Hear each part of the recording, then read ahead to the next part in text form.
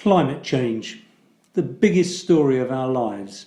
Nothing eclipses it in any terms whatsoever. It's the single most important thing to us above everything else. Our literal survival on this planet rests upon it. Yet there is ambiguity around the science, and there shouldn't be any. Science is science, right? Maybe not so. There are two facts that seem to be indisputable. One, the Earth's temperature is rising, and two, 97% of scientists agree that it's human activity that's causing this. But are they true? The facts seem impossible to argue against. But you're going to discover something quite fascinating in this video that will make you think twice. Some stories don't have two sides. Some stories are simply true. There's no necessity to give equal time to the quote-unquote other side. One of these is climate change. You don't need people's opinions on a fact. Between 95 and 97% of scientists agree that climate change is happening now. The thing is, the more that something is spoken, the more something's said, even if it's a lie, if you repeat it often enough, it becomes a fact. Joseph Goebbels said that, and he ran the Nazi propaganda machine, so he should know. So this thing about 97% of scientists agree that humans are causing global warming, is it true? And if not, where did it actually come from? You know what, if we look and we're sensible about it, we'll realise that for a start, nobody surveyed the scientists of the world. That's an impossible thing to do. There are hundreds of thousands of scientists, probably speaking 200 different languages all over the world. There's no way that they were actually surveyed. It would be an impossible task to try and actually get answers out of all these people in a meaningful time frame. So clearly the 97% is some kind of extrapolated or exaggerated statistic that has become stuck in our psyche, if you like. It's become a fact that is spoken about all the time. But I can tell you now where it actually came from. There was a survey done for the American Geophysical Union in 2009, and two people sent out a set of questionnaires to 10,000 experts, and they received back about 3,146 responses.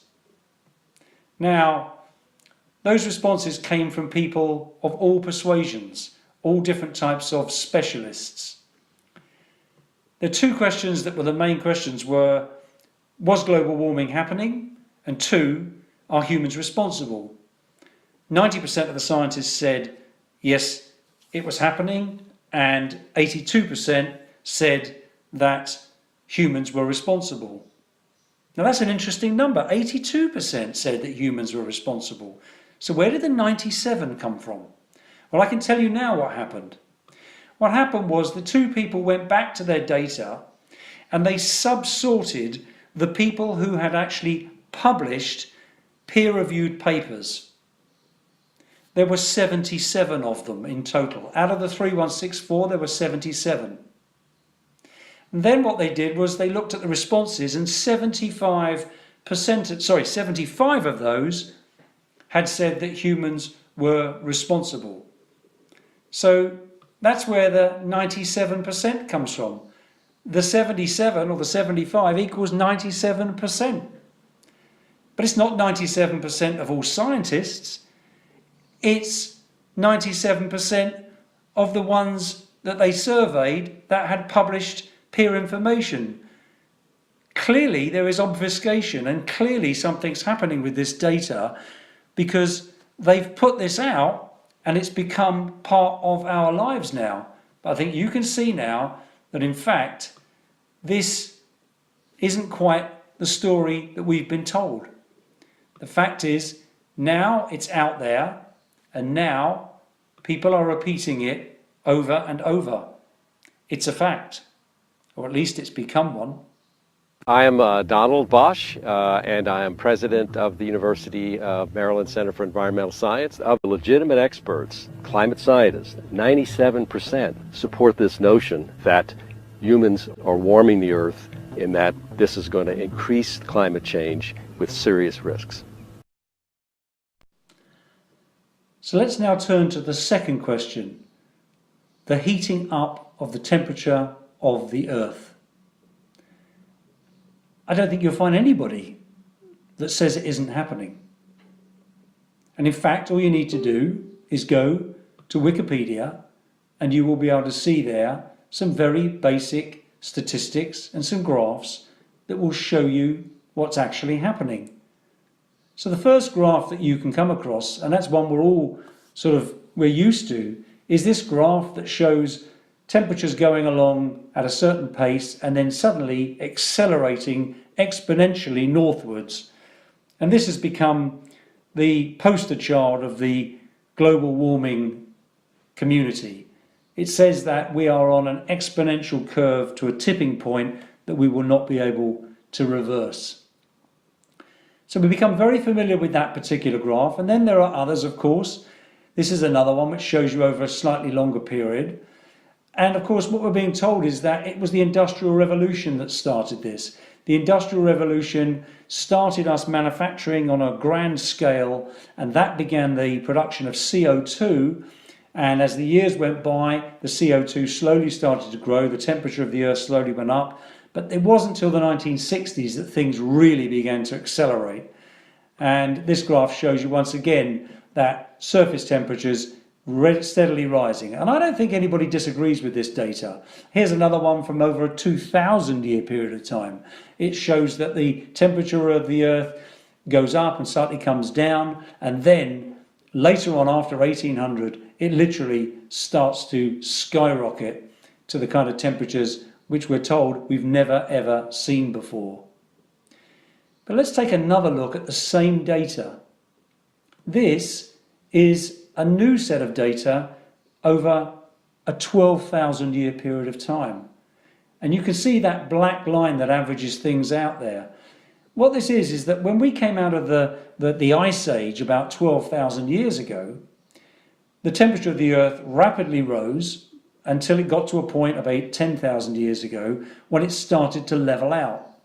And it went up and down for a while until around 4,000 years ago, the temperature started to slowly drift away and the Earth started to cool off and has continued to do so all the way through to the modern day.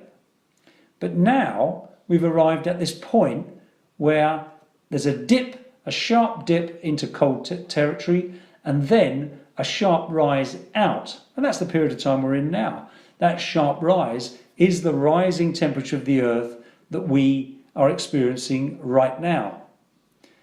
So that's, again, I don't think anybody argues with this. That's what we can all feel. The summers are getting hotter. Things are warming up all over. But is that the complete story? Let's drift back out even further. Let's look at something over an 800,000-year cycle. These are ice core samples taken out of Antarctica.